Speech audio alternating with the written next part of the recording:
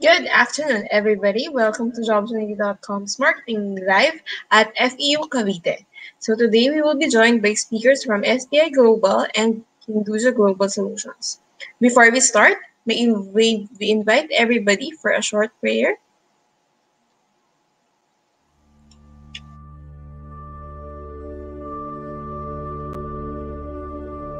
Praise God from whom all blessings flow.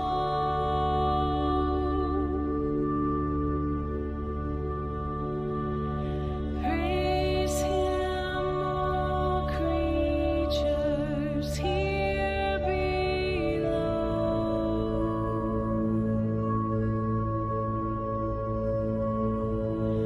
Praise Him above ye heavenly hosts.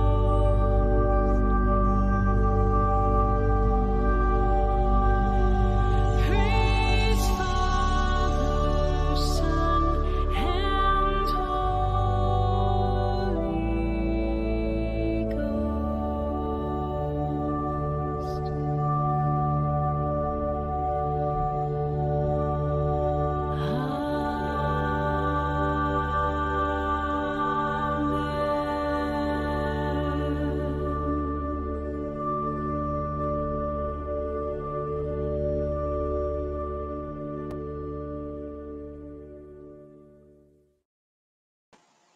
Okay, everybody, ready na ba kayo? So by the way, I'm Shari from Academic Intelligence. Hope that everybody is excited to learn new things today. If you haven't done yet, please like and share this to your friends.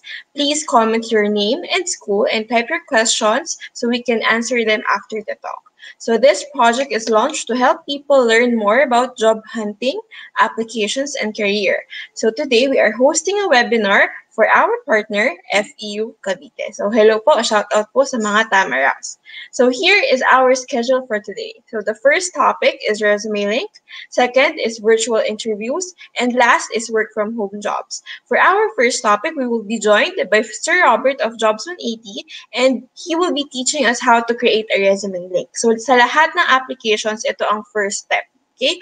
Because of community quarantine, super helpful ng online applications, especially for most applicants who will be vying for a work from home or a remote work setup na trabaho. So we will learn more on this later. For the second speaker, we will be joined by SBI Global to discuss virtual interviews. So as companies slowly navigate through the new normal, the corporate network is heavily relying on virtual recruitment. So kaya gusto natin matuto kayo kung paano mag-interview gamit yung mga Skype, gamit yung mga Google Meet, Zoom natin. Okay? Pag na-invite na tayo for this setup, at least we know what to do. Lastly, we will be joined by HGS or Hinduja Global Solution to provide or discuss work opportunities to people who will be searching for jobs or to people who are searching for their next step after graduation. So we will be discussing work from home jobs and they will be discussing ano ba yung mga requirements kung eligible ba tayo for this setup. So again, shout out to everybody who is here na. So again, please comment your name and school, and as you go along, please type in your questions so we can read them later. So if you're ready, kilalanin natin ang first speaker. So he graduated with 2 degrees from Ateneo de Manila University. That's AB Social Science and AB Disciplinary Studies. So he has previously worked in the Department of Education, CHED, and in an NGO. So he last worked as an HR specialist prior to working with schools. So Sir Robert, are you there? Hi, good afternoon, Shari. Good afternoon to everyone. Hi, sir. Thank you for joining us. So, ready ka ba, sir, na makilala at mag-discuss sa ating mga Tamaraws? Yes, actually kanina pa ako ready na para explain to. Kasi nga sabi mo kanina, resume ay first step. So, masaya ako na sa akin magsisimula ang pag-aral nila kung paano sila ma-employ later on. Alright, sige sir. If you're ready, please share your screen. You have 20 minutes and I will be back for the Q&A. So, tignan lang natin, sir. Test lang natin yung screen mo. Okay, sure. There, okay na? Wala pa, sir. Loading. Wala pa. Sabihin mo lang kung go na. Again? Again, guys, if you are watching, please comment in your name and school. If you're from FEU Cavite, please type in your course. Okay? So, dito natin i-assess, dito natin isasubmit yung attendance nyo. Okay? Okay na, nakashare Ayan, na sir. sa inyo. It's there. Yeah, sir, it's there. All right. Okay, so thank See you you. later, Sir Robert. Okay, so hello, I'm Robert once again, and I'm here to talk about yung aming tool, which is the ResumeLink. Again, sabi kanina, resume ang usually first step sa pagkuha natin ng trabaho. Kapag may company, gusto mo mag-apply, ang bibigay mo ay ang inyong resume. So ano ba ang laman ng resume? Well, I will explain later. But we have this tool called the ResumeLink. So from the name itself, resume siya, tapos may link. So it is an online resume, personalized siya na URL na kapag clinic ng kahit na sino, diretso siya sa online resume nyo. So hindi kailangan nakaregister yung mag-click-click sa link para makita ang inyong resume. So, sige. Let's move forward. Unang-una, you have to register. So, para magkaroon ng account, kailangan nyo ng account para magkaroon ng sarili ninyong resume link. So, first step, you have to register. How do you do that? Well, we have this page specifically for you, schools.jobs180.com/FEU-Cavite. If you could see sa upper right portion, merong register. So, click register now, or pwede kayo dumiretso sa aming website, jobs180.com, and again, upper right corner, register now. So, simple. And then, of course, pag mag-register, I'm sure you're familiar, nag-register na kayo sa different websites. And you can see, hihingin lang kayo ng basic info. And then, yung the rest, I will be explaining later. So, dito muna tayo sa pagpili nyo ng name. Ang inyong resume link ay hindi randomly generated, hindi siya mga random letters at numbers. Meron kayong advantage na piliin kung ano ang resume link name na gagamitin nyo. So you have this chance para maging professional, para madali kayo ma-identify. Kung titingnan nyo yung sample sa ilalim, if your name is John Santos, you could use your name, johnsantos.jobs180.com. However, kung sabihin natin taken na, you have to be a little creative. So, lagyan mo ng underscore, lagyan mo ng number. But, yung inyong creativity ay wag sobra tulad nitong mga sample sa taas. Yung John Santos, nilagyan nga ng number pero hanggang 1, 2, 3, 4, 5, 6, 7, 8, 9, 0. Di naman necessary na hanggang doon ang number na inyalagay nyo. What's worse is itong other examples here. Unang-una, hindi malalaman agad kung sino kayo, kung sino itong applicant. Hindi mako-connect agad ang inyong link sa kung sino kayo. But even worse is hindi siya nag-a-appear na professional. Again, makikita ng kahit sino itong link bago siya mapunta sa resume nyo. So, pangalan pa lang ng link, start na yon ng inyong represent na inyong sarili. So, again, pag-register, I'm sure you're familiar, you need a valid email, sample na mga valid email nasa ilalim. Usually, yahoo.com, gmail.com, I believe yan yung pinakamarami sa atin. And of course, hindi valid email ang facebook.com or other social media sites na gagawin yung email. Ito, I would like to emphasize na paki-verify ang account nyo after nyo mag-register. Kailangan nyo pumunta sa email na ginamit nyo and then click yung verify dito. Para ma-verify, bakit? Well, kailangan nyo siya kapag na wala nyo ang inyong password nyo. Tulad ko, iisa lang ang password ko sa maraming account, pero minsan itong password na to, nalilimutan ko at kailangan ko rin palitan from time to time. So, paano? Pumunta ako sa email ko, dun mapapadala ang change ng password ko.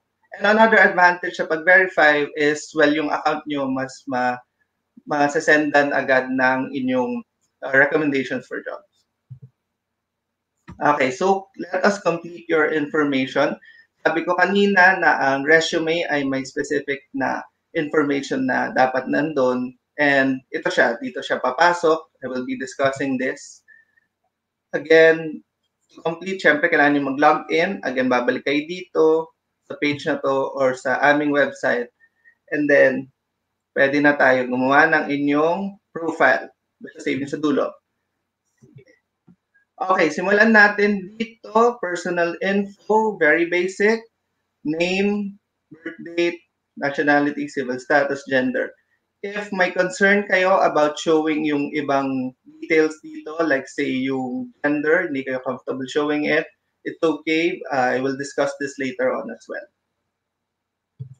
Contact information. If you could see here, yung home number ay hindi required na field. Kasi baka tulad nyo ako na wala naman active na home number or meron man home number pero hindi kabisado, hindi ginagamit at all. Okay, tingnan nyo lang yung asterisk kung ano yung required. And then, if you look at this portion yung sa work, merong work option sa taas. You just click yes or no dun sa mag-apply sa inyo. So, for example, tingnan nyo sa taas, it says here, willing to work night shifts. You say yes or no. Kung halimbawa no, di wala na kayong job recommendations na makikita na night shift. So, easier for you to filter yung mga job na hinahanap nyo. And, well, from personal experience, share ko na rin na I once applied to a company and then nag-interview ako. And then doon ka lang sa interview nalaman na night shift pala siya, which is something na I was not willing to do at that time.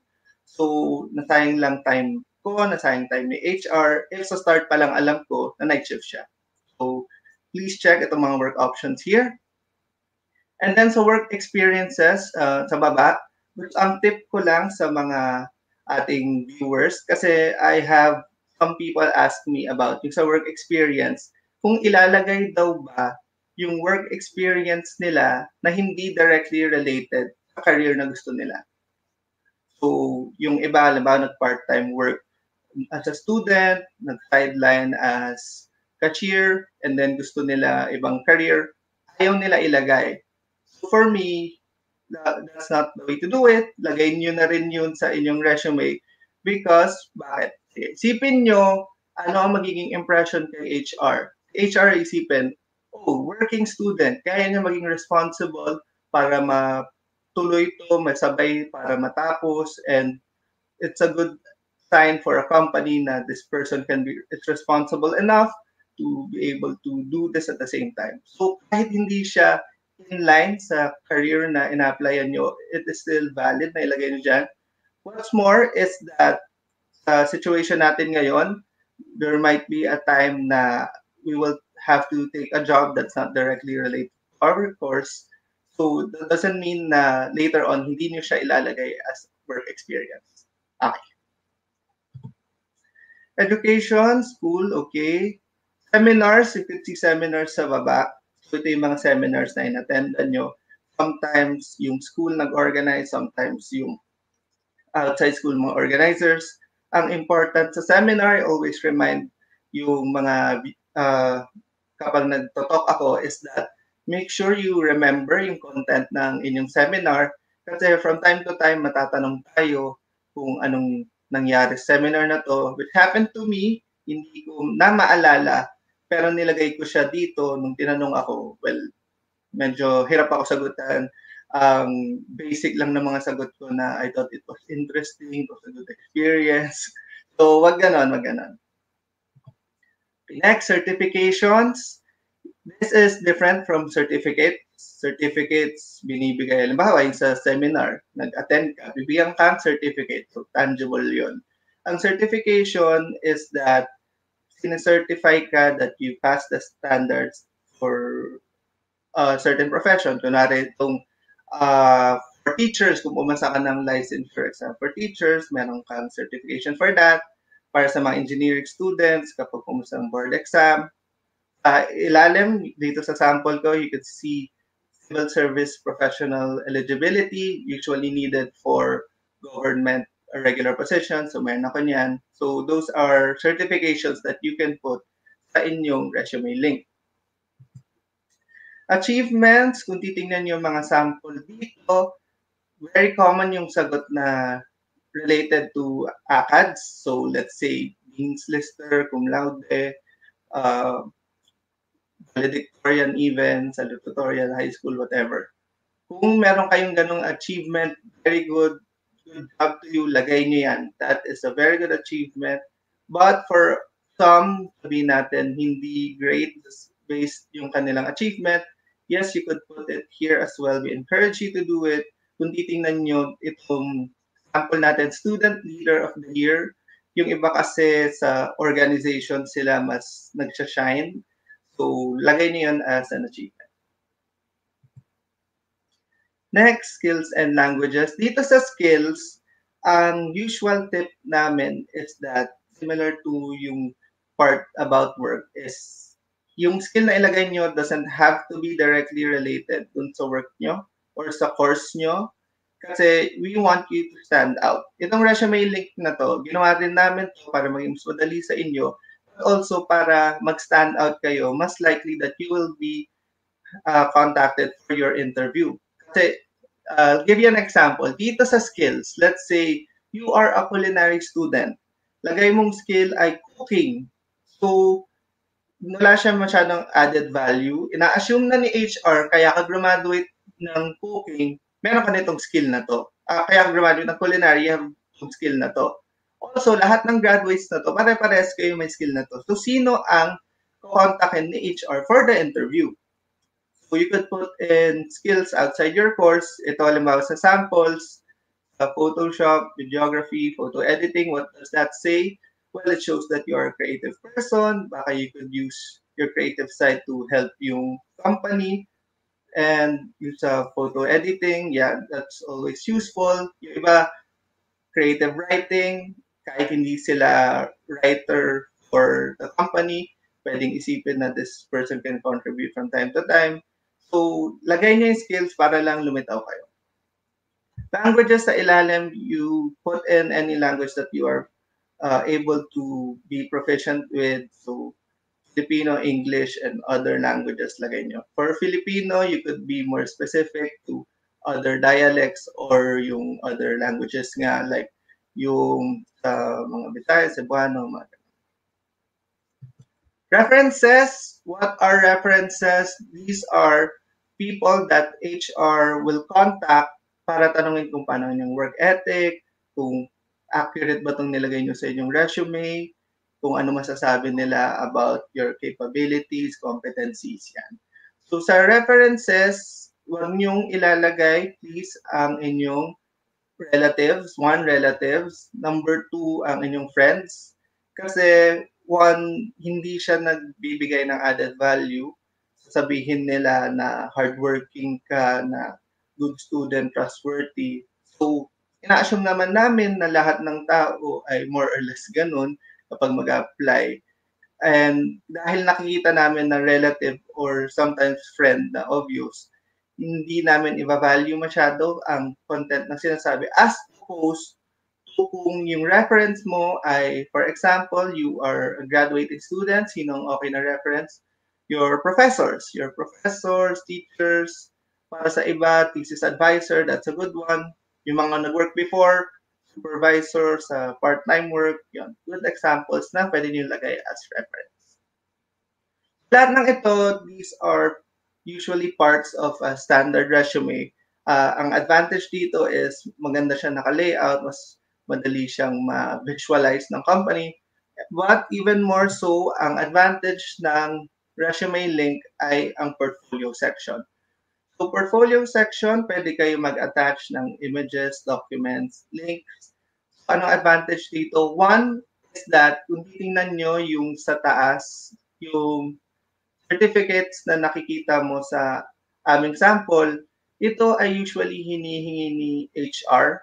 But sometimes may back and forth na sa pagre-request niya. For example, HR, of course, will ask for a resume. And then will reply, can you send me your transcript of records? And then later on, after ilang steps sa application, hihingi naman ng NBI clearance, police clearance. So advantage na dito is that portfolio section mo, everything is already there. Hindi na kailangan mong problema about the back and forth. Also, you don't have to worry about misplacing your documents in whether yung hard copy or kung sinave mo elsewhere. Happened to me once na I had my transcript of records, kinan ko siya, and then I misplaced yung scanned copy, and then na-corrupt yung file nung aking scanned copy. Hard copy wala na rin. So what did I have to do? Kailangan ko pa mag-request uli sa school, which would take a few days, business days.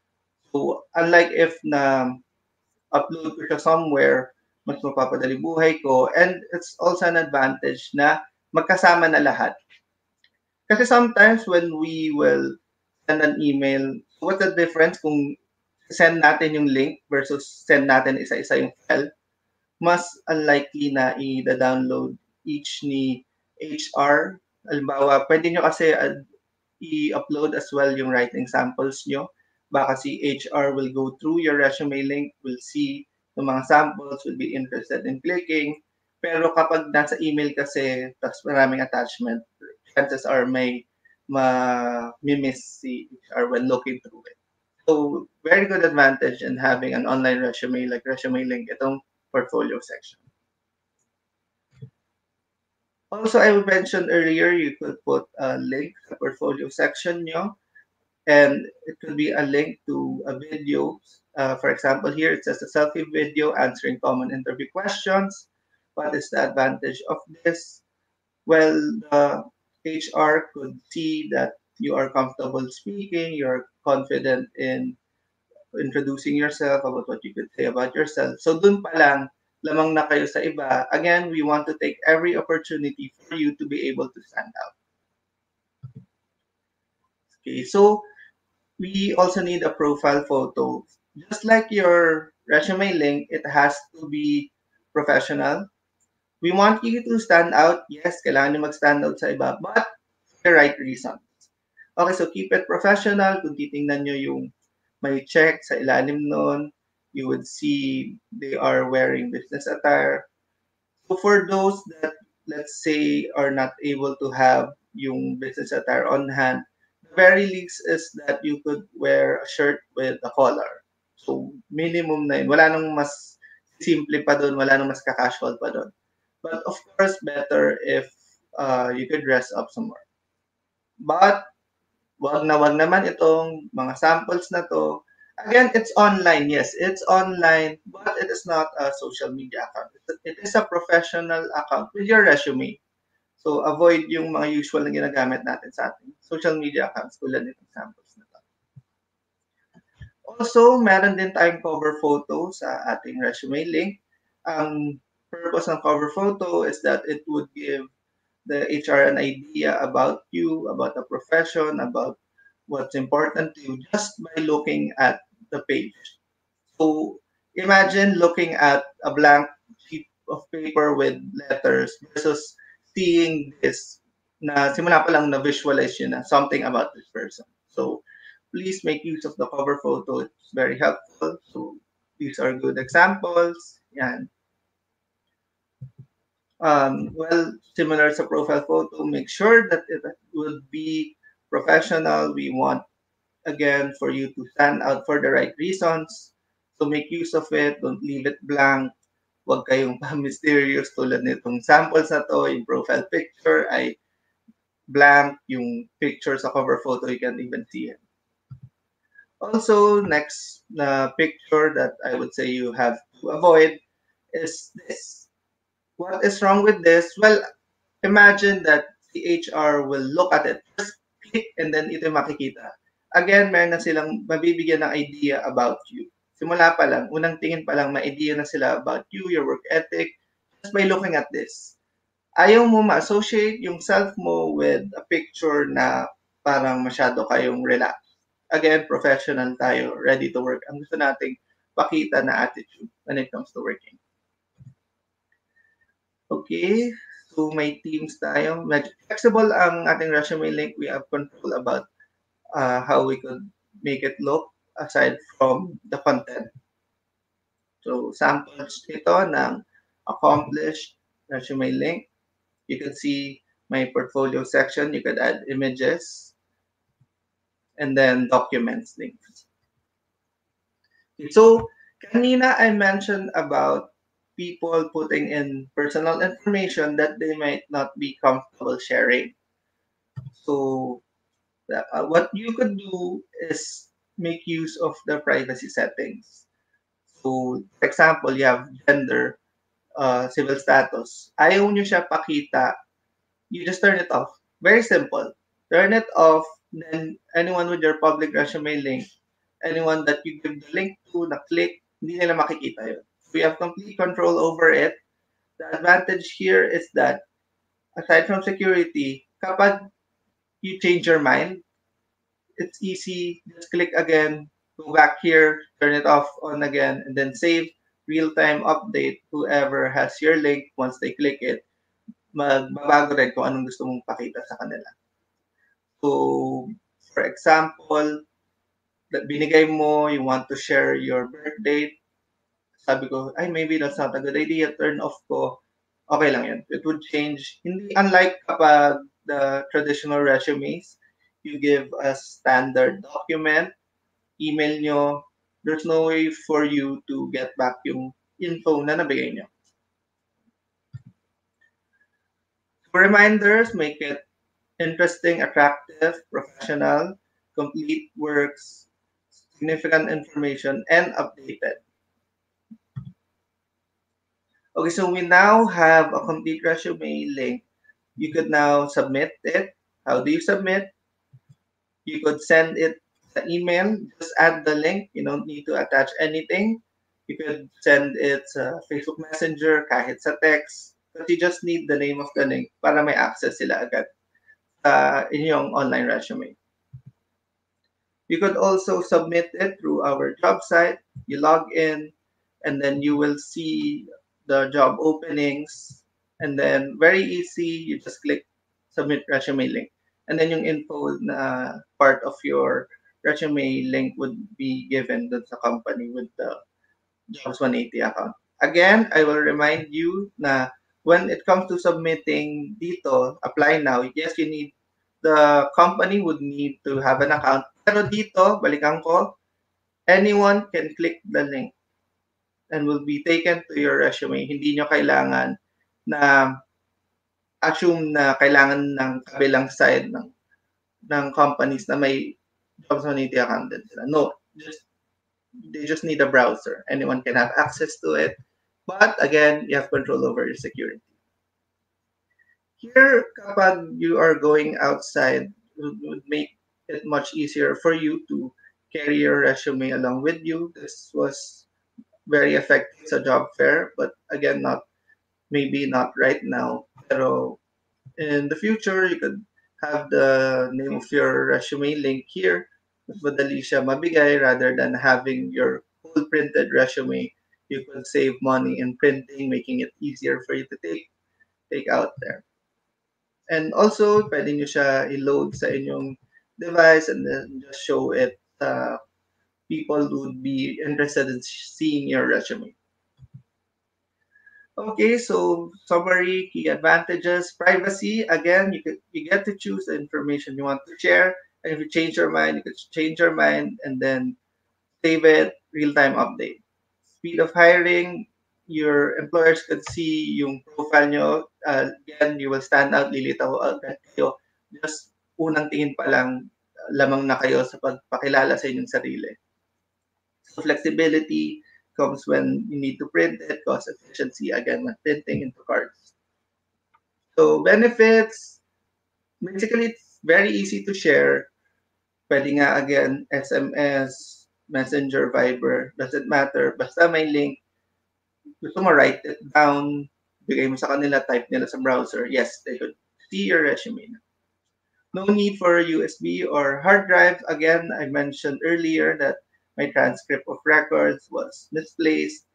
And yung ibang files ko actually iba-ibang computer na meron, iba-ibang email address siya nakasave. So it makes it difficult. Benefit of Resume Link is that everything is there. So no need to save in MS Word and have multiple copies. I'm sure a lot of us are guilty of having like history paper version 2, history paper version 2 is final na, history paper version 2 final edited. So marami pang mix of what our creativity is when it comes to saving multiple copies of our documents. So we have, if you're interested, if companies know us, ito ang clients namin, and it's because we have school partners or all over the Philippines, including, of course, FEU Cavite. And well, to close, I would just answer a few of the commonly asked questions. Number one, can I give my resume link to companies who do not know jobs180.com? Again, it's yes. All everyone would be able to just click a link. Kapag click nila, makikita na nila, it's a resume. Or you tell them, click this link, you will see my resume. They will say, okay, Philippine ko.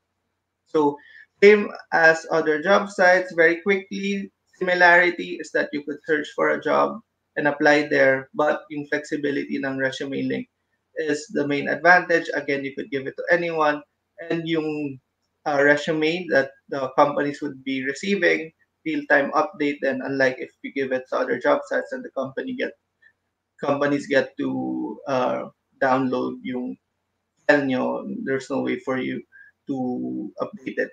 So information security that comes with the security settings, privacy settings.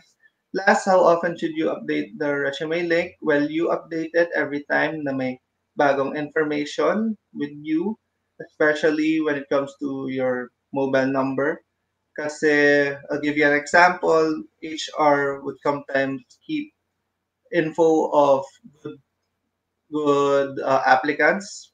They might not be successful, hindi might be hired, di siya hinire ni company, pero company thinks that this person has potential. Maybe later on, they would want to contact this applicant for another position, but if hindi mo in-update yung mobile number, sayang. So update it every time there's new information. So that's it for my talk with the resume link. So please like us on Facebook. Again, I'm Robert from Jobs 180. You have, I believe you get to ask questions right now. I would address some questions, but if you have some later, you can contact us here wherever. So thank Thank you. you, Sir Robert. Thank you, sir. Sir, questions po. Pwede? Go ahead. Alright. Sir, may nagtatanong kasi, nagme-message. Gaano po katagal mabasa ng company yung application na sinend ko?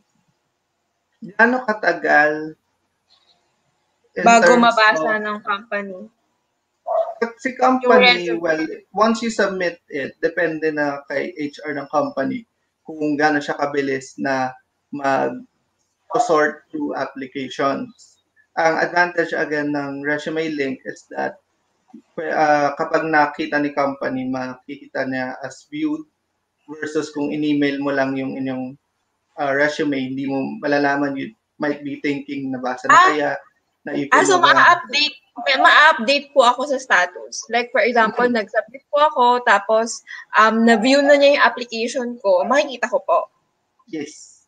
Oh, ayan. So for everybody who's watching, if you're a fresh grad, if you're submitting your application via jobs180.com, if the company was able to view your application, yung resume link ninyo, makikita pala kayo, notify kayo sa status na viewed na siya or seen na siya. Parang ganun, sir? Tama? Mm-mm. Okay. So next question, sir. Okay lang po ba kung wala pang diploma sa requirements? Kasi I'm sure for our students, hindi lahat natapos yung supposed graduation nila, parang ganyan. So kulang pa sila ng mga requirements or na usually ginagamit pag nagsasubmit sa companies. Is that okay kung meron silang digital, may mga ganong certification? Okay, I can't speak for the other companies, but I am sure na mas flexible na tayo ngayon, ang companies ngayon, when it comes to the requirements, especially like itong diploma, they would be understanding if wala kang copy of it right now, but there might be other documents that you could share, maybe yung transcript of records mo, you'd get to have a copy of it, baka proof na yun for company that you have been going to the school, graduated, finished the requirements, yun. So, pwede rin naman pong to follow yung mga the rest of the requirements nila. So, hindi naman Yes, siya hindrance na hindi porket wala kang diploma, bawal ka na mag-apply. Tama? yes. Actually, common Alright. naman yung having other documents na to follow your requirements. But Ah, I believe even more so ngayon, again, mas flexible pag ah. sort through the applicants, hiring of applicants when it comes to requiring the mga documents. Alright. Okay. So, sir, meron ka bang masasabing motivational um, message sa ating mga job seekers na nagtatry maghanap ng trabaho? Ayan, sir. Okay, so motivational message ay very simple ay wag mag-give up agad, wag masyado ma-down. I'll give you an example again. I graduated ng March, March yung month kung kailan ako graduate. And it took a while before I was hired. Like, umabot ako ng November. But kaya rin tumagal kasi after March, ako natanggap ng May, June, so nawalan ng gana. July, skinip ko sa pag-apply. August, Nauubos yung ano sinstop, mo. ganun. So, dahil nawawalan ng gana, hindi patuloy ang aking pag-apply dahil nag-interview, ay, hindi ko nakuha. So, hindi na muna mag-apply. Nadadown Yun, ganun. ka. Oo. So, pag patuloy lang tayo ng patuloy, apply lang tayo ng apply. So, Nandun yung momentum. Alright. mm, Okay. So, thank you for that, Sir Robert. So, sir, maraming salamat po for sharing us your time. So, we will be moving on to our next speaker. Bye, sir. Bye, Sir Robert. bye-bye. Again, guys, please comment your name and school and your graduation batch if you are with us today. Pwede naman po, open po tayo sa mga hindi galing sa FEU Cavite. If you are from FEU Cavite, more so, please comment your name and graduation year. For our next speaker, we will be joined by SPI Global. So SPI Global is established in 1980. SPI was one of the first companies in Asia to provide content outsourcing services to leading Fortune 500 companies. So today, SPI Global is a multiple award-winning market leader in technology-driven solutions for extraction, enrichment, and transformation of data and content assets. Okay, so our speaker is Mr. Mark Matira. So he is a graduate of philosophy from Batangas State University. He worked as a college instructor prior to his career in the BPO setting, and he is currently the talent acquisition manager for SPI Global Sites in Luzon. So, hi, Sir Mark, if you're there. Hi, Sir Mark. Kamusta po? Hello, good afternoon. Good I'm good, afternoon thank po, you. sir. Sir, Yep. thank you for joining us today. Ready na po ba kayong mag-discuss sa mga tamaros na kasama natin ngayong hapon? Yes, I am. I'm sure Sige that lang. they will Should I, appreciate yung mga tips po na ibibigay niyo para sa mga future na interviews nila, sir. If you're able, sir, please hopefully. share your screen para matest po natin. Okay, I will. Sure. Again, guys, if you are with us, please comment your name and school on the comment section. Tapos, palagay na lang din dun yung questions nyo para mamaya ma-address natin. Okay? Alright. So, Sir Mark, I will be back in 20 minutes for the Q&A para makapag-discuss po muna kayo.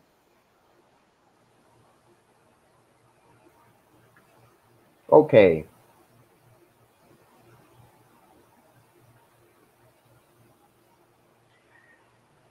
Let me start, okay?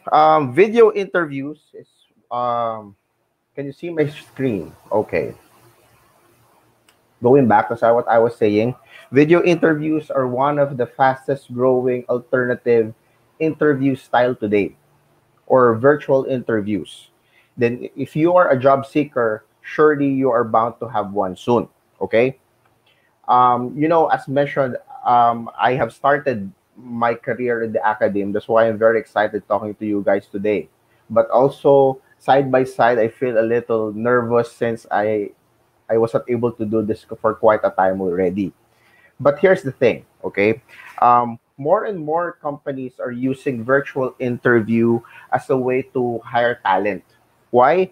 because para sa aming employers, also for um, applicants, it takes less time. Lalo na this time of pandemic, there is no transportation available. Okay? It costs less. Also, there is a very significant trend na when we use virtual interview, it is more effective than the phone interview or the usual phone interview that we do. Okay? But before I would give you those tips on how are you going to have the best virtual interview experience, I want you to take note of two things. I mean, two different virtual interviews that you may experience um, for your job hunt. Okay? What are these two types of virtual interview? The first type of virtual interview is what we call one-way video interview. When we say a one-way video interview, it is like you would be seeing series of text on the screen. These are interview questions, and you are to answer one question at a time on a given time frame. It is like you video recording yourself and answering to interview questions.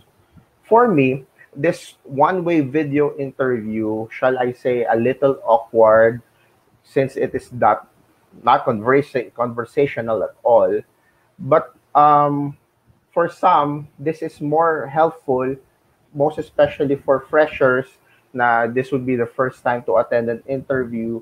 For those na afraid and nervous to sit down on a panel interview, this is better for them. Okay. Remember, on a one-way video interview, you are the only one presenting. Okay, it is only you and the one-way video interview app. In SPI Global, we use the same. We have this what we call Talosity. Talosity is a video one-way video interview app that we what we do we post the link on social media, Facebook for example, of openings that we have. There is a link to that would direct you to the either downloading the app if you're using a mobile phone or a web-based application of Velocity wherein you could start answering interview questions, video recording yourself, and submitting it to us on the TA or talent acquisition team. Then there we review. That's the one-way video interview. The other video or virtual interview that you may encounter on your job hunt is this what we call live video interview. A live video interview is such of the same as an in-person interview. The only difference on an in-person on a live video interview is you are talking to your interviewers or to your interviewer on an online platform. Below on the screen, I have given some examples of the most popular online platforms that we use, lalo na this time of pandemic, not only on virtual interview, but for webinars that we attend like this, or if we are watching television, even yung mga artista, they're using this kind of online platforms for them to talk. What are this? The most popular at this time of pandemic is no other than Zoom. That's the first. I know everyone are very familiar of Zoom. We also have here Skype. The next is Microsoft Teams, Google Meet. Since these are the usual applications that we use for a virtual interview, I would also suggest everyone that you have this ready on your mobile phones already, or you have ready account or usernames for each of these applications, be it you are to use your laptop on a web-based application. So if ever you'll be called for an interview, you could readily say yes and give your confirmation since you already have these applications and usernames and passwords for these apps. There are also other companies and recruiters using other mobile applications and platforms like Viber and WeChat, which I know you guys are also um, familiar. But to whatever kind of virtual interview you are going to experience on your next job hunt, I still want you to take note of the steps that I am going to give you. Be it you are going to experience a one-way video interview or a live video interview. First tip that I'm going to give you guys is to pick your location, because I wanted you to treat a virtual interview same as an in-person interview. I know you don't want to bring your interviewer on your messy bedroom or on your messy kitchen. What I suggest is you pick a location wherein it is neat and tidy and free of distraction. Just for example, magte-take ng virtual interview on your living room. Hindi ko sinabi magulo ang living room, but maybe on the living room, your sister is at the background, nagti-TikTok. It would be either you or the interviewer get distracted on the one on the background, which would affect the whole interview process.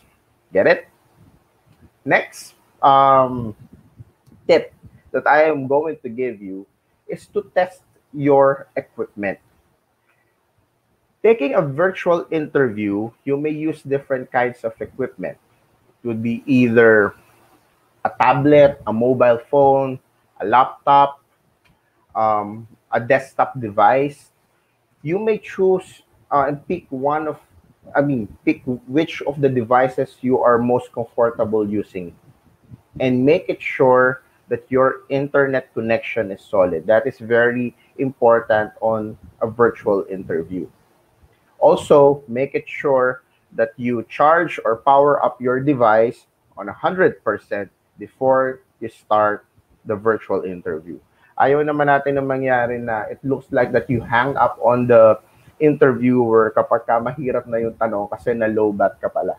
It would be either wala na yung length or they would just thought that you hang up, hindi na natuloy yung interview. Make it sure that you charge and power up your device 100%. Okay? Next tip that I'm going to give is to make sure you have good lighting.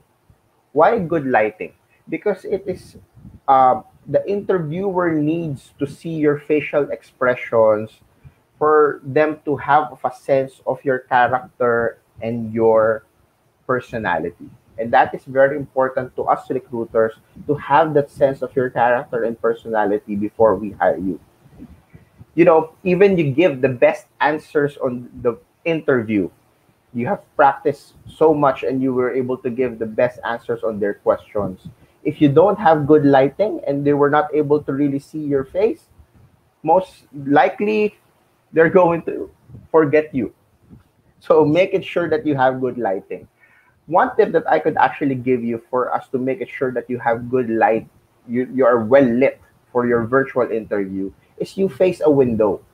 On the from the window, that would give you natural light, would flaunt your natural beauty. That would also give and eliminate unnecessary shadows and blur lines. Okay? Or you may also use, if you're a little techie, shall I say, the mga millennial techie, na merong mga cell phone holders today that there are ring lights, the ones that you use when you take your Instagram photos, the ones that you use when you do TikTok. Okay, you may actually use that for you to make it sure that you are well lit on your virtual interview. Next, make sure your audio is working. You have to make it sure that your voice is clear and audible.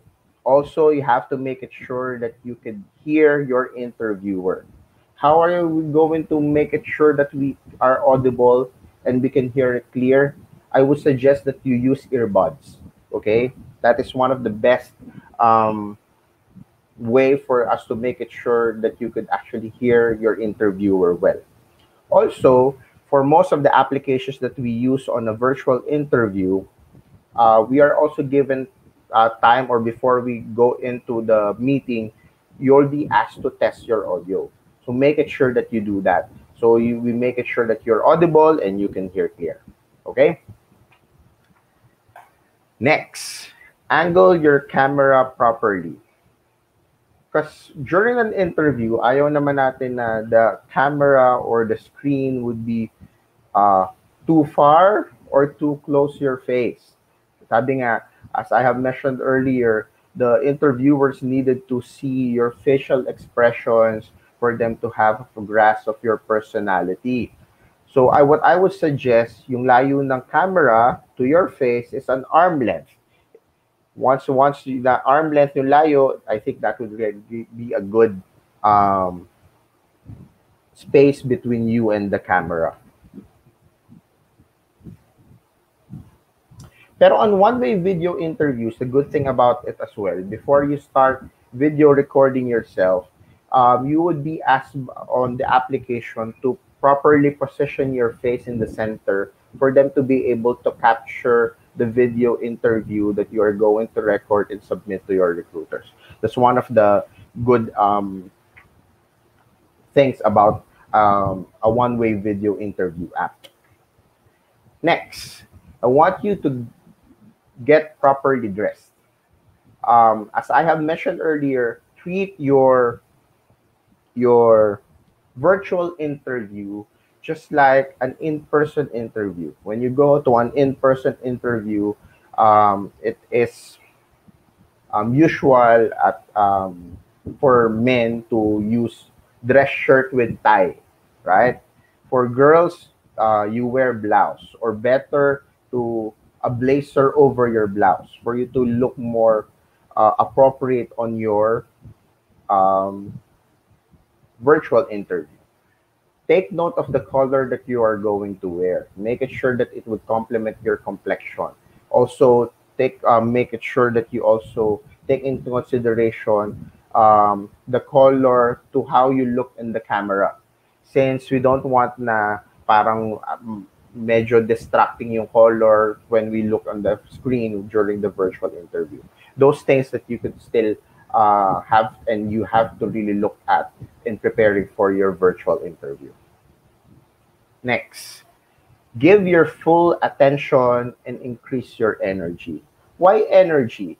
Because energy translates different when you are in a camera and when you're in person, right? That is why on a virtual interview, yung energy mo dapat doble pa para mas maramdaman ng interviewer the enthusiasm na meron ka and your focus as well, not only the energy and your focus during the interview. Kasi this is not an in-person. You do not know kung paano rin pa talaga yung kausap mo sa kabila. That's why it's very important that you give your full attention and double your energy. What I would suggest before you jump into your virtual interview, before you dial in, you do of a little jumping jacks or push-ups siguro. For some, you may eat chocolates para ma-boost yung energy. Para once you get into the camera, doble yung energy na binibigay mo at maramdaman yun from the other end. As I have mentioned, recruiters are really looking at on your personality and character. That is why you really have to make it sure na nadadala mo yung energy mo from the other side. Okay? Bonus tip that I could give, and this would be the last one the tip that I'm going to give you, is to practice, prepare, and be present. Practice in a sense that you may actually start practicing answering popular interview questions in front of a camera. Para at least alam mo kung ano yung gestures na dapat mo ibigay, the nods that you have to do. Also, para din naman less yung magiging kaba mo on the next virtual interview that you are going to do. Second, when we say preparation, you prepare necessary documents ahead of time. Make it sure that during your virtual interview, you have your resume printed in front of you. You may jot down notes and other things that you wanted to share in the interview in front of you. That's actually one of the good things about a virtual interview, that you could have those documents and things prepared on your side outside the camera site, so readily you could give answers to your recruiters and to the hiring managers, most especially for hiring managers which are very particular to data and numbers. If you are an experienced candidate and you'll be asked about the previous experiences that you have, you do not know the dates or given of what kind of workload that you had before, how much you have worked, and you can't give the data, that's something that would not really have a good impression for you. But since if it is readily available with you on your side and you could give the answers, that is really a plus. Last is to be present. Okay? Present in a sense that you really have to bring your A game when you attend a virtual interview. Okay? Present in a sense that once you confirm for a virtual interview, be present, dial in, be on time, don't be late. Okay? In SPI Global, we also do the same. We do virtual interviews for our candidates. As I have mentioned, we have that two kind of uh, virtual interviews. A one-way video interview, which is the Velocity. I have shared to you. I have already shared it to you earlier that we posted in the social media. The other is a live video interview.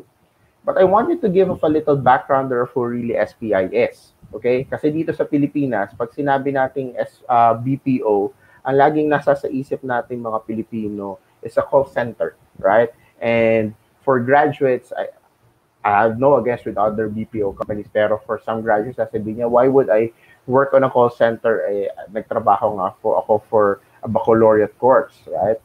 I just wanted to share with you that as how SPI is different from any other BPO companies. Earlier, sinabi nung ni Shari na yung ating host that SPI is already 40 years in the business. We are working on content. Um, Anong difference namin sa other BPO companies? We're not really that of a contact center type. Ang usual kasi, though we have accounts and campaigns na may customer service, but the most and the list of clientele that we have are really on publishing and education. That is why ang mga hinahire naming applicants and positions are like content editors, copy editors with different backgrounds, since they're the ones working for books. So we're very particular with the ones na may baccalaureate course of sciences, chemistry, physics, to whatever kind of science courses that you have. They work as copy editors for us. We hire content editors for the ones who do editing for dissertation of those on the doctorate. We hire web researchers. We hire different um, design specialists kasi we make content from the old books available to different platforms. That is how SPI. We're not really that kind of contact center type. That is why I bring it with you that this is what we do.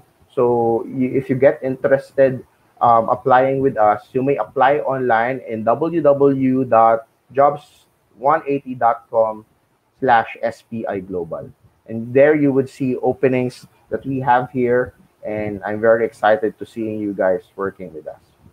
That would be all. Thank you so much. Thank you, Sir Mark. Sir, I have questions here from the audience po. Sir, Sure. first question, what do I do if my internet connection is unstable? Like in the middle of your interview, it suddenly rained, and syempre sa Philippines, pag umulan, Mm, na bumabagal Very yung good internet. question.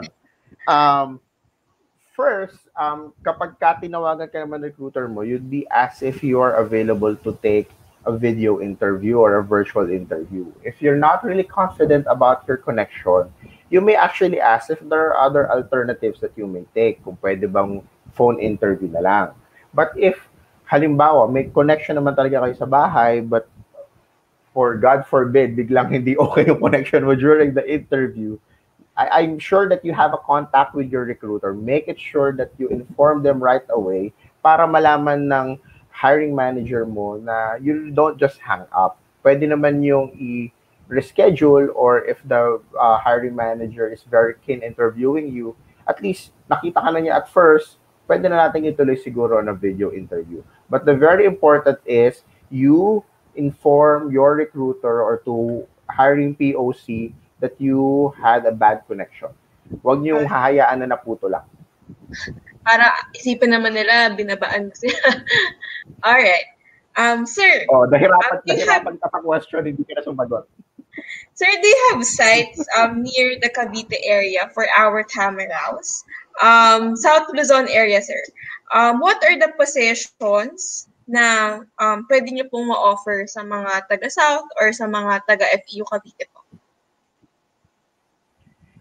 The one of the reasons why I was very excited joining you here is because one of the sites that we have in South, which is very, or shall I say, accessible from Cavite, is our Parañaque site. We're just across na iya Terminal 1. Okay, that's why I would be expecting sana Tamaros starting to send us applications because this is very accessible to your place.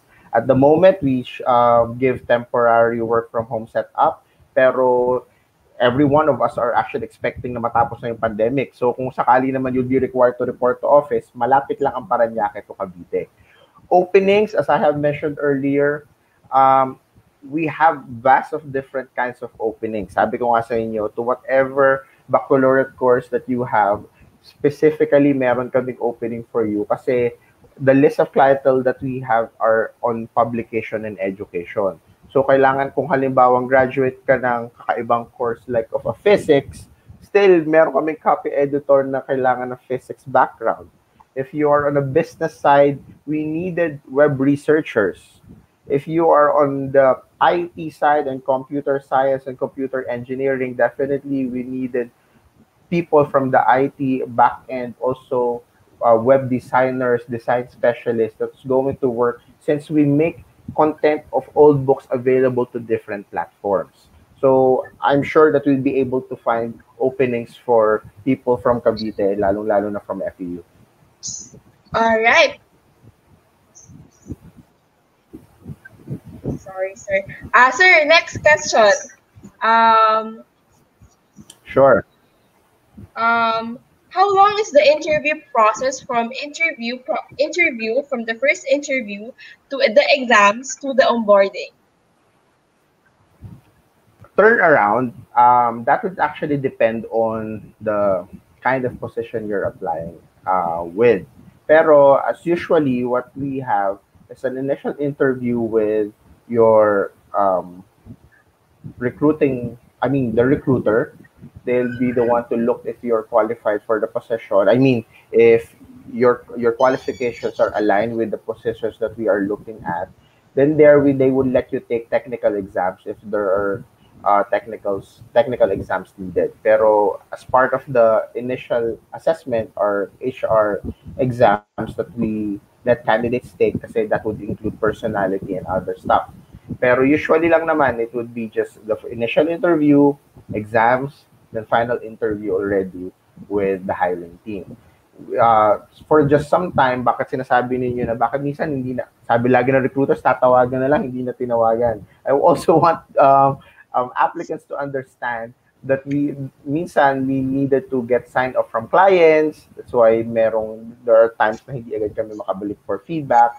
But to make it sure, most especially in SPI Global, what I always tell my recruiters, be it a yes or a no, I want you to tell your candidates what are the feedback. Kasi us are applicants na rin naman dati. Ayaw din namin ng recruiter na sinabi, tatawagan na lang. 1 year, 2 years, hindi na ba sila tumawag?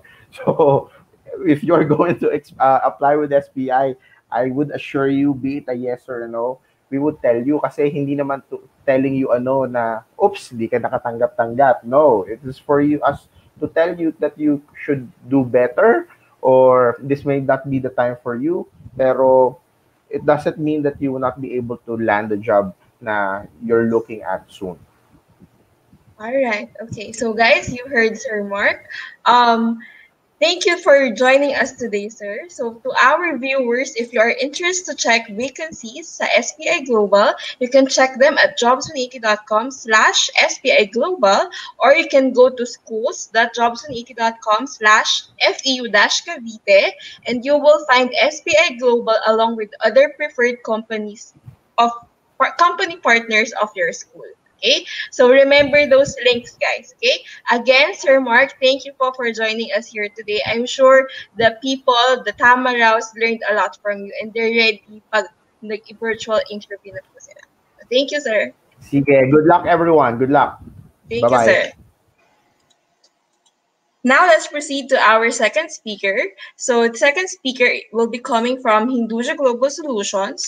So HGS is a well-established company and one of the largest call centers in the Philippines. So they are positioned to meet the growing demand for outsourced call center services in the world.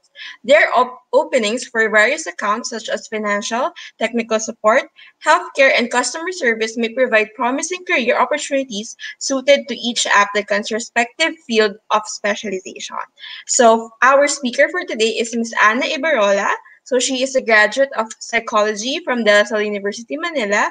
She has been in recruitment since 2006 in different industries, and she is currently the senior sourcing manager for HGS.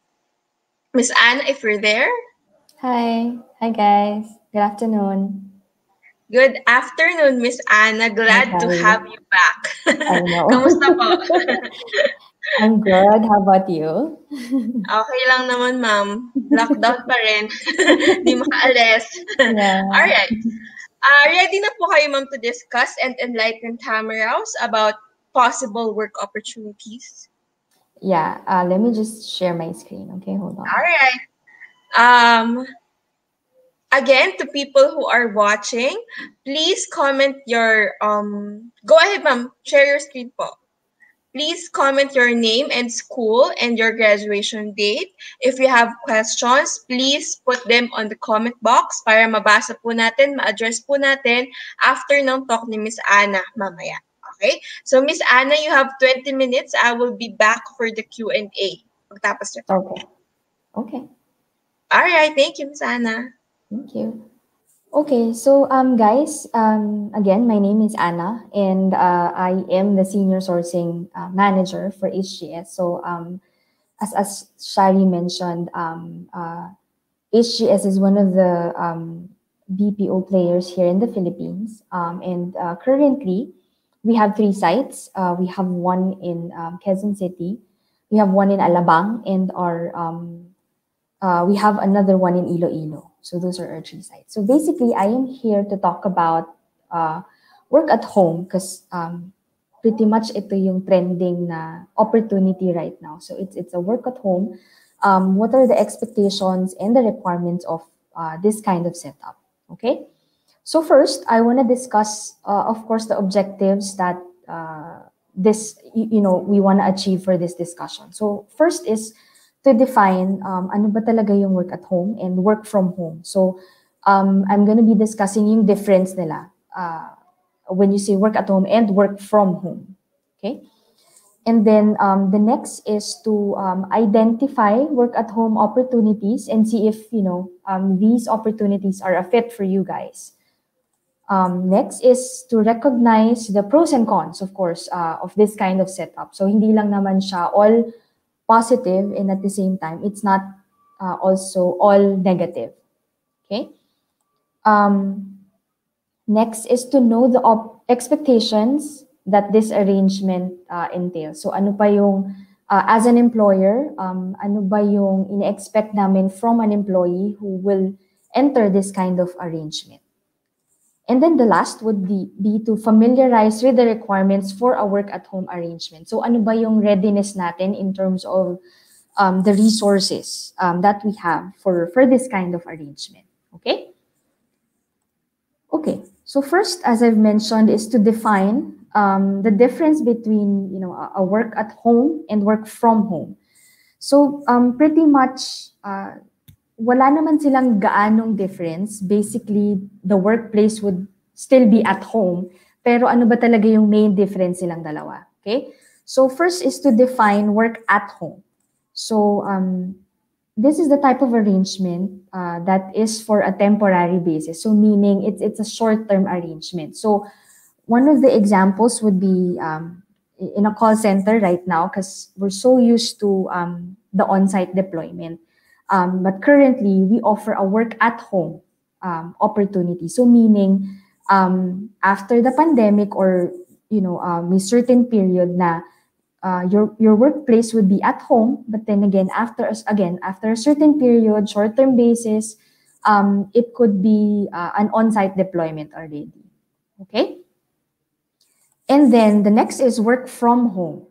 So this is defined as, well, basically this is mostly used for a regular or a long-term basis type of employment na ang workplace mo is at home. So mainly these are used for, say for example, yung mga part-time jobs like online editing, data entry,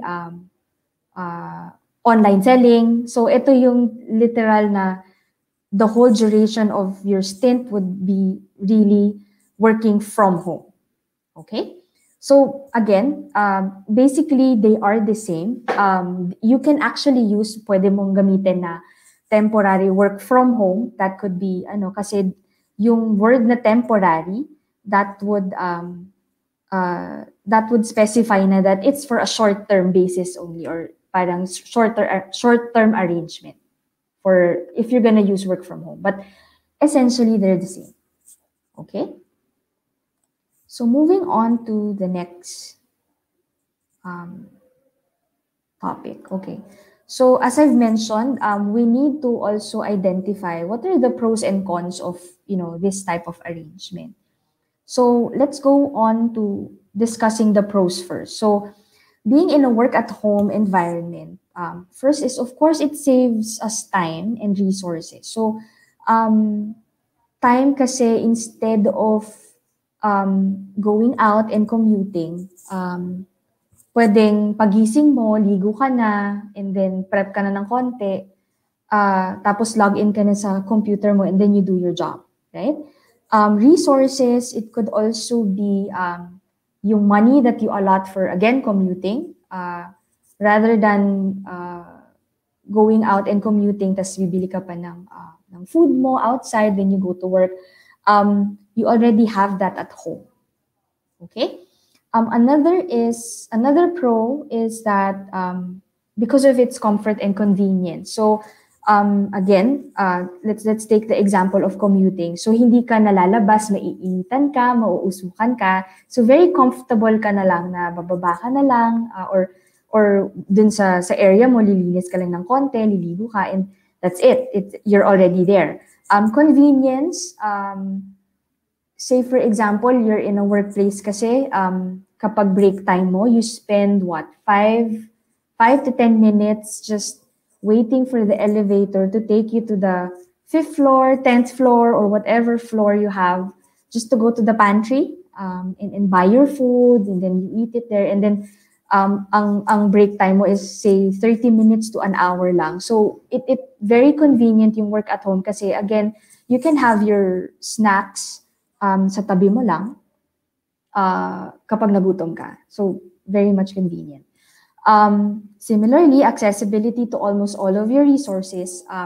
Basically kasi, if for example, you need a pen and paper for your role, you need to take down notes, hindi ka na pupunta pa sa nest desk to get the ballpen of your office mate and whatnot. Andun na, nakahanda na sa'yo lahat.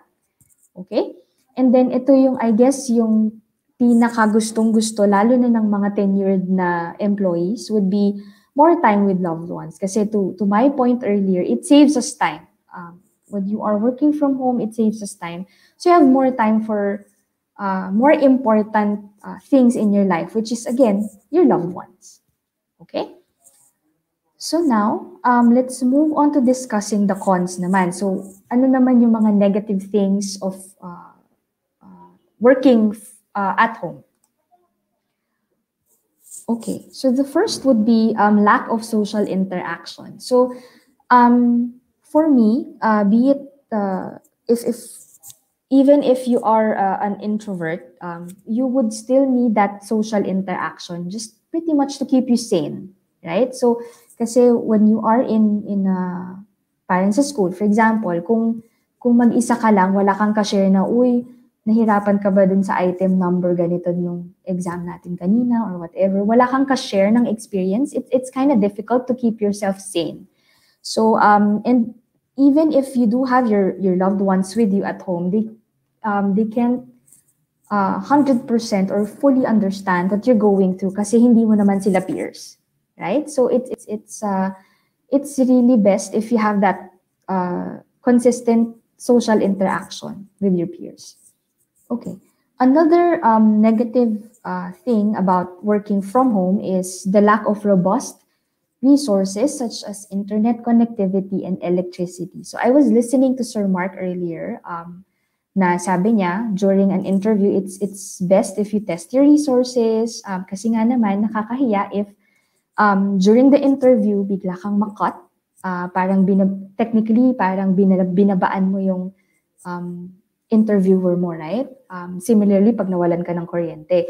So imagine that happening, natanggap ka na sa trabaho mo, but then again, nawalan ka ng internet. So medyo mahirap yon as compared to, kasi as compared to being in an on-site deployment, when you are in the office, hindi ka magkakaroon ng problem with internet connectivity because there are specific plans laid out for corporate lines. Medyo iba siya compared to the allotted lines for personal use. So that's different.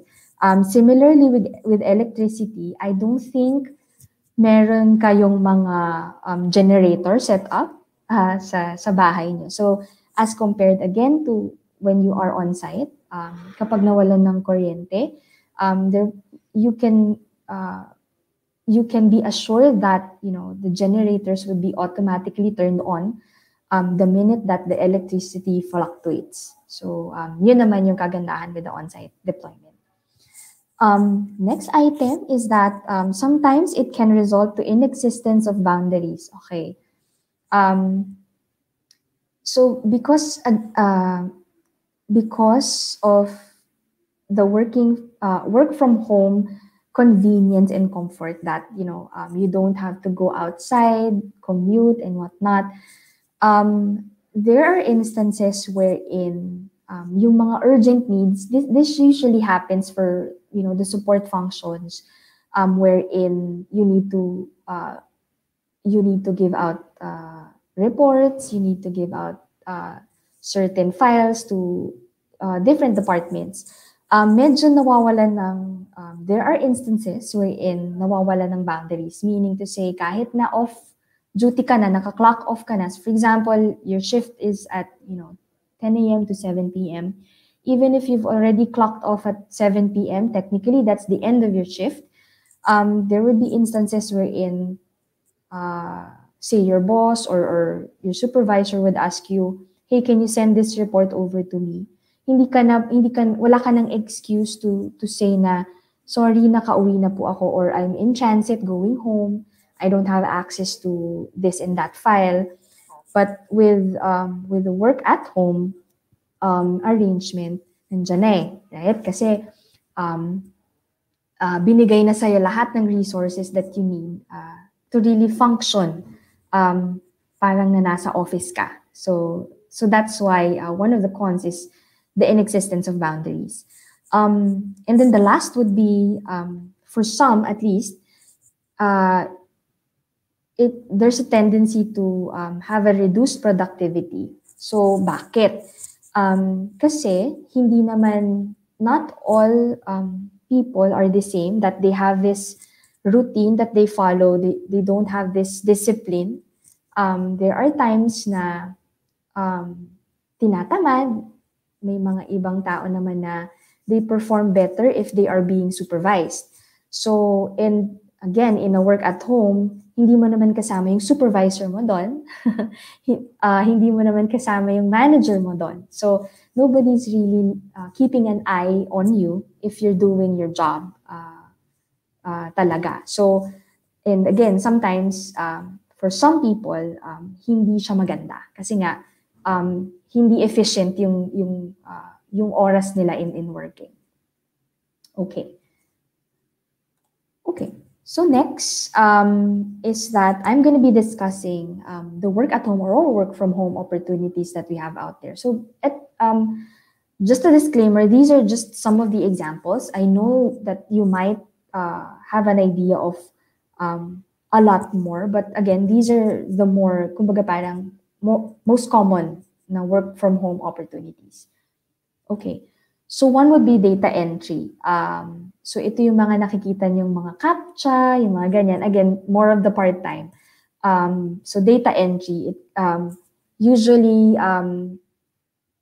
it actually dito nag-start yung mga work from home opportunities that the clients would send you, certain details, and that you just need to encode it in a certain tool that, they would give you access to. So yun yung data entry. You don't need, a headset. You don't, pretty much, there are instances wherein you don't even need, an internet.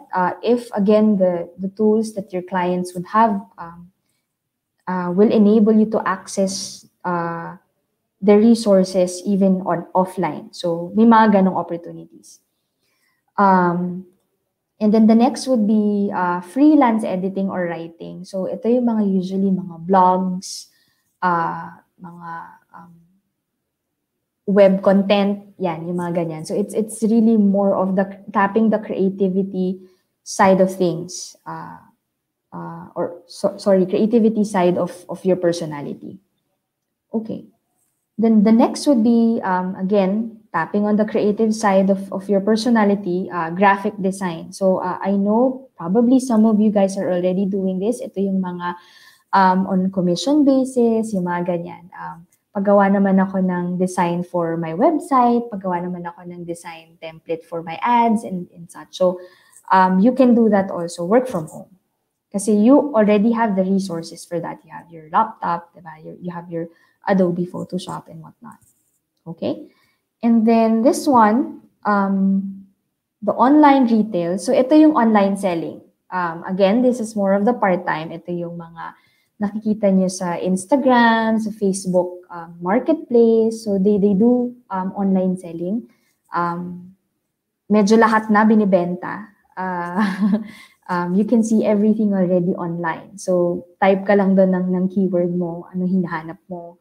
And then you're gonna see a lot of products there, different sellers. So ito yung, lalo na when the pandemic started, ang dami nang naging bakers. lahat na binibenta nila. So there.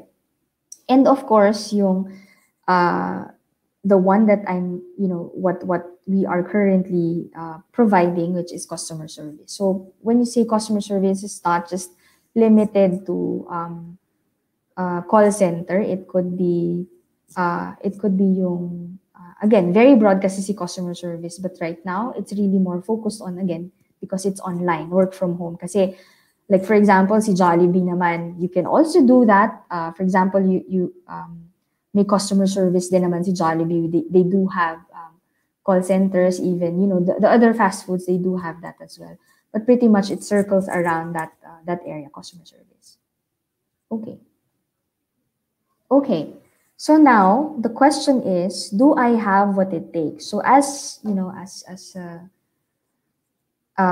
job seeker, am I ready to be part of the work at home workforce? So twofold siya. I want to discuss it twofold. So first would be behavioral. So that's what I'm going to be discussing now. And then the next siguro would be more on the resources part. Okay, so let's start with the behavioral aspect of readiness.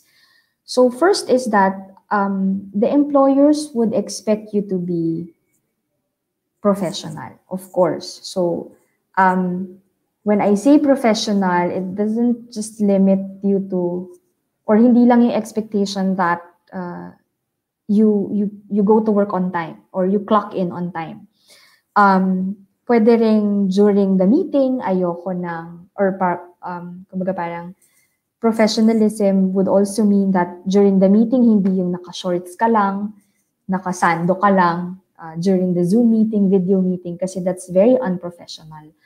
And I'm pretty sure you guys know that. They teach you that. So, hindi yung nakakahiya tignan. Another is during the meeting, siguro it's more of like conducive for, for working, hindi yung ang daming dumadaan na ambulansya or ang daming tumitilaok na manok, ang daming kumakahol na aso. So we're expecting you to be professional enough to to look for an area wherein it's very conducive for working. Hindi yung kunwari sa farm ka nagpunta, kasama mo lahat ng animals. So, kasi naririnig din yun sa background. So, it won't really give you that quality of conversation as well with the one that you're talking to. Okay? So, another is employers would expect you to be efficient. So what is efficiency? Efficiency, well, at least in my definition, is giving the maximum productivity with less effort. So dahil nga again, it's very convenient for you guys to work at home. Pagising nyo, konting suklay lang. Yung iba hindi pa naliligo dyan. It's very convenient for you. So I would expect that lesser effort, pero it gives me the same productivity as comparing to when you are at home, or even higher productivity. Kasi nga again, yung effort mo to do commute, to go out and commute, instead of doing that, i-allot mo na lang yung effort mo in doing more productive stuff, like providing output sa trabaho mo. Okay? And then the next is employers are expecting you guys to be reliable. So when you say reliable, it pretty much circles around trustworthiness. So kahit na walang nakatingin sa'yo, I would expect you to do your job within the 9-hour shift. Kasi again, may mga iba na dahil nagpa-power nap, for example, or during the shift, baka lumalabas, nag-grocery or whatever. So, unfair naman din yun. So, unfair naman yun sa employer niyo. So, again, the employers would expect you guys to be reliable. Okay? And I think for me right now, is we expect you guys to be very responsive. Kasi nga, again, hindi tayo magkakasama. I don't get to talk to you guys every day, as compared to when we are in the office, that, I just go to you and ask you for, updates, ano na nangyari, what's the progress on this task, on this role, or whatever.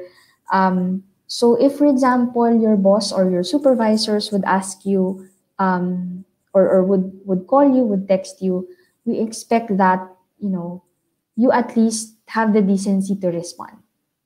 Okay? Kasi again, hindi namin alam kung ano nangyayari dyan. Buhay ka pa ba? Humihinga ka pa ba? So we wanna know those things. Okay? Okay. So next is that I'm gonna be discussing yung readiness naman in terms of resources. I just listed down 3 kasi, again, very basic lang naman siya. So first would be, of course, sabi nga nung previous speakers natin, you have to have a stable internet connection. So, of course, again, because everything is online and your job entails you to be online, we expect that you have a stable internet connection. So usually the companies would expect you to have a wired connection, hindi lang yung data, kasi very unreliable din yung data. Kasi if you're in a place where there's very bad signal, you can't really connect to the internet, right? If you're using data. So we are expecting that you have a stable internet. So it's better to invest on that. I know it's kind of hard kasi I know for a fact that there's a lot of queue in terms of application for internet connectivity, but at least the intention is there. Kasi nga, again, you have to invest on that kasi that's gonna be your livelihood, right? So you have to invest on that. Another is that you also have to invest on a working desktop or a laptop if you don't have any. Though most of the companies who offer a work at home or temporary work from home arrangement would provide you the desktop or the laptop. But to be honest, it's not really the responsibility of employers to provide that. Though it's an added benefit, of course. Kasi imagine mo na lang na for example, ako, not really looking at it as an employer and employee type of arrangement. But isipin mo na lang if meron akong laptop, tapos yung friend ng friend ko, for example, a common friend needs one.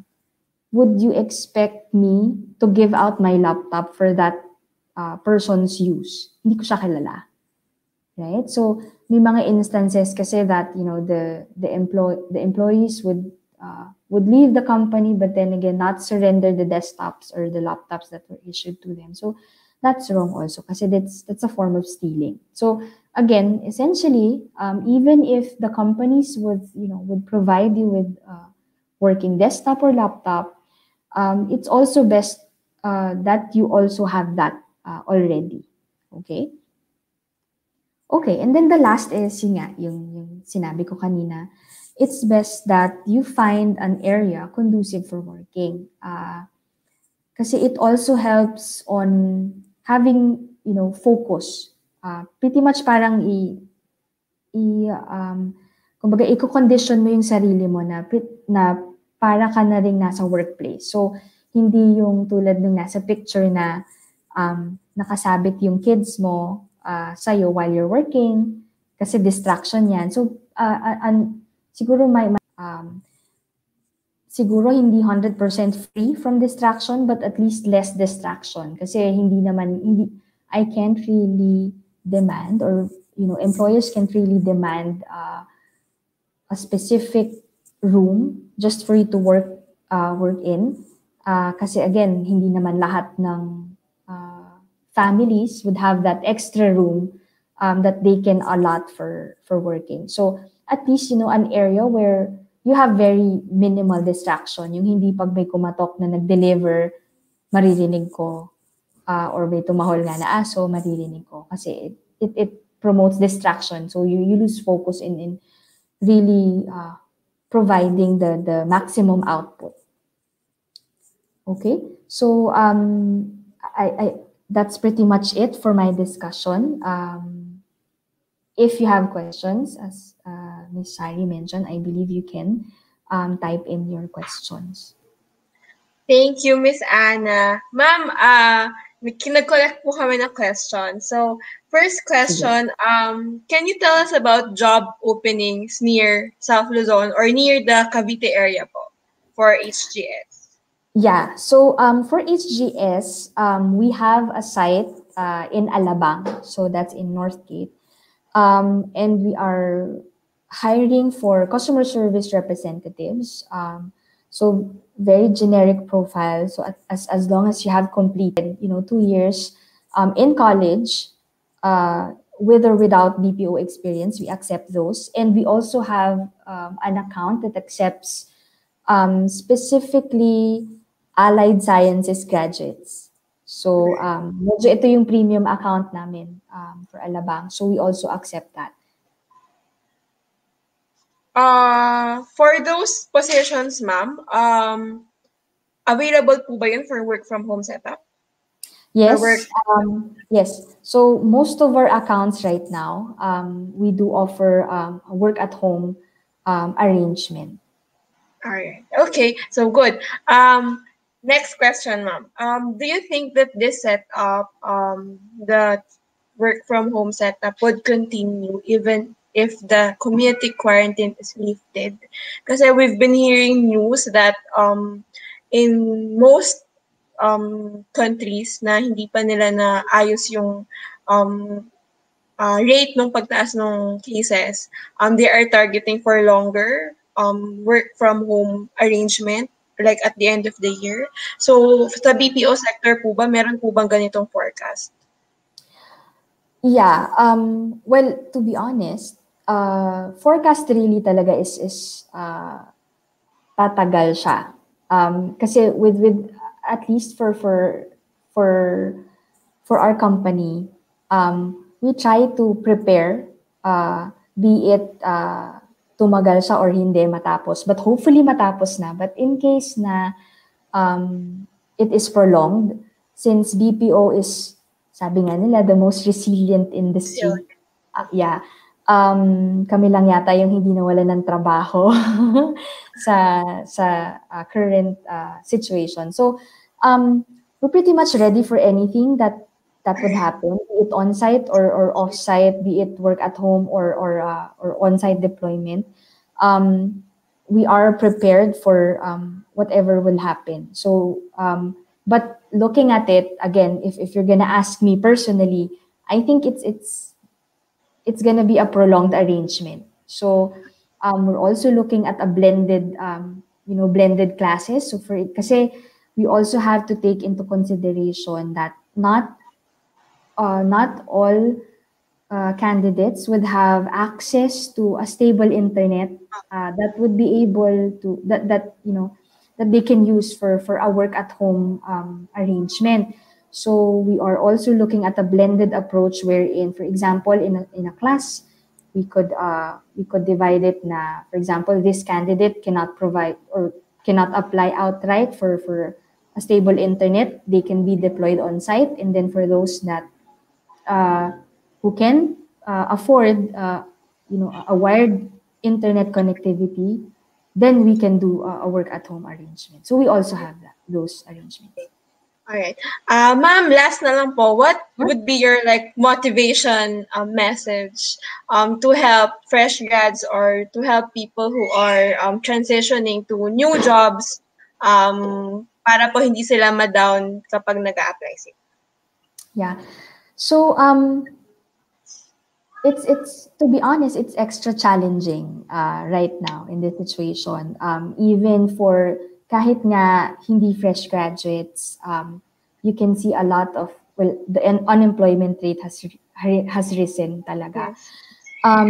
Siguro one thing that I can say is that you don't have to stop. And siguro yung right now you have to set your priorities straight. So I know that there are a couple of folks there na fresh graduates, very idealistic. For example, I am a graduate of, say, engineering. I want to be an engineer outright. But then again, there are very minimal opportunities for engineers. So even for, say, for example, media, right? Very minimal opportunities. So you have to know your priorities. Is it really building a career outright na start ka sa media, or would you want to start doing a different role? But it would, kasi looking at things, it doesn't necessarily mean na wala ka matututunan that you can use for your future career. Like for example, I am a psychology graduate, for example, and ideally talaga the roles that I would want to have would be in the lines of HR or teaching or guidance counseling, ganyang types of roles, or doctor, right? But then again, because of the limited opportunities for those types of roles, I can start as a customer service representative. But then again, the learnings that I get from being a customer service representative, I can always take that on to my next role, being in HR, for example. Kasi in HR, it's also customer service. But then again, hindi technically, yung definition lang ng customer. Kasi when you say customer service, it could be literal customer mo. But with HR, ang customer ko ba sino? My employees, right? For guidance counselors, sino ba yung customers nila? That would be your students. For teachers, the same thing. So ganun lang siya. For doctors, those are your patients. So again, you just be realistic about the opportunities that you have out there, and then try to consider. Kasi again, you don't shun down opportunities that you think are not in line. Kasi all the learnings and the skills that you can learn from that specific opportunity, you can always take it to your next career, whatever that may be.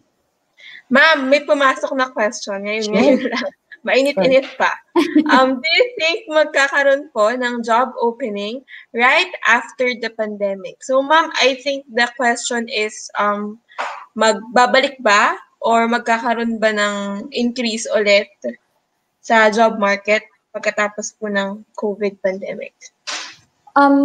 To be honest, comparing to how it was, in the beginning of the lockdown, which is around March or April, we have seen an increase on job opportunities, not just in the BPO sector, but a lot of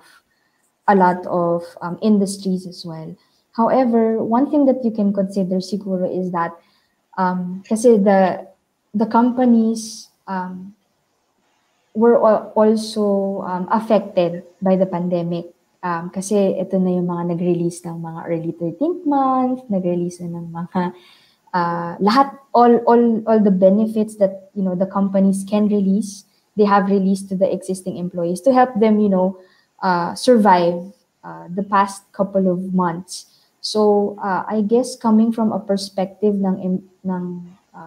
as an employer, we also have to help the companies bounce back in a way. So I can say that yes, there would be more opportunities coming in once the pandemic is done, but not siguro very abrupt. Kasi again, the companies would need to recover financially also. Kasi hiring people entails finances also, right?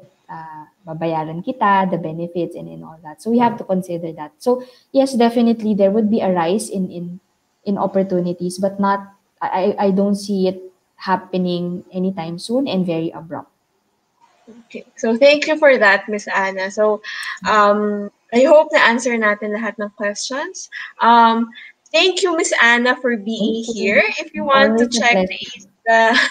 the vacancies for HGS, you can go to jobs180.com/team HGS, or you can go to schools.jobs180.com/FEU Cavite, and you will see HGS there along with the other preferred companies of your school. Okay? So thank you, Miss Anna. Salamat po sa pag-join sa amin ngayong hapon. Alright, bye, Thank ma'am. you.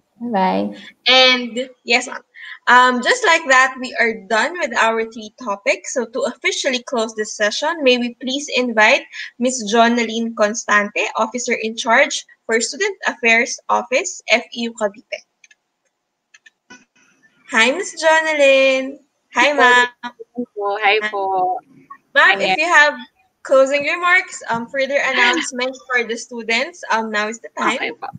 Okay po. So, ayun po, on behalf, good afternoon po everyone. So, on behalf of the Guidance Counseling and Career Office and the Student Affairs Office of FEU Cavite, we would like to thank jobs180.com for accommodating us and facilitating our career support services to our students. So, parang, I think this is the 3rd time na po that we're doing this kind of activities po with you. So thank you so much po.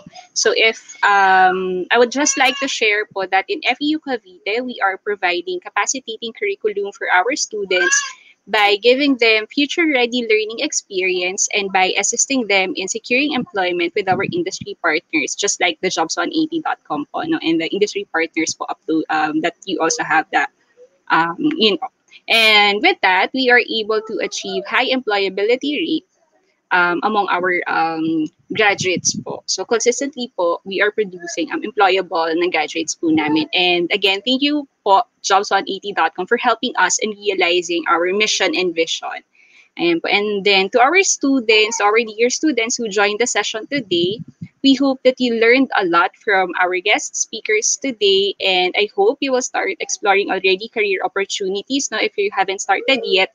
And I hope you continue to lead the charge and bring with you the FEU Cavite core values. So for our students, if you have further questions po regarding graduation details and all, so you, feel free to send an email to gcco@feu.edu.ph or sao@feu.edu.ph, and we'll assist you with your concerns po.